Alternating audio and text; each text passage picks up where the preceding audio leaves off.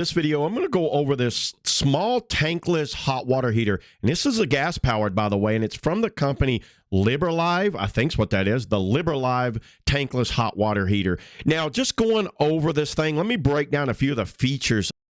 So it's propane gas. It's 3.6 gallons per minute, 85,000 BTUs. It goes from 95 degrees Fahrenheit all the way up to 149 degrees Fahrenheit. And the overall size of it, it's a pretty small little contained unit here. There's an exhaust port on the top.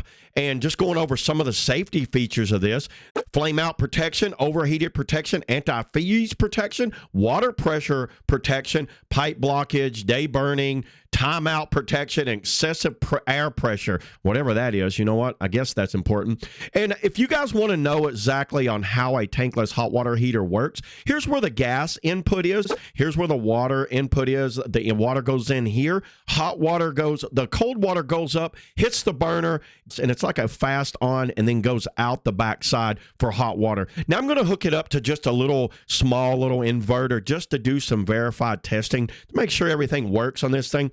You got a little on and off switch right here and an up and down. That's all you need, basically. And you could see it can go all the way up to 149 degrees Fahrenheit. Now, it's not blinking. That's just a shutter in my camera there. But overall, I think this is a great unit, and I think this would be a good for any small, tiny home, or basically a large size home where you have multiple floors where it's very difficult to get hot water, say on an upper floor or something. So yeah, there it is, everybody. And I will see you in the next video.